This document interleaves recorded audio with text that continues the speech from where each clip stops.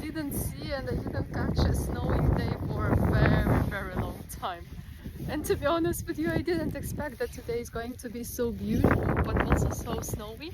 All the people yesterday were mentioning that today we're going to have like a heavy snow, but I still couldn't believe it because like we didn't have any warning on our meteor or something. But look at this, oh my god.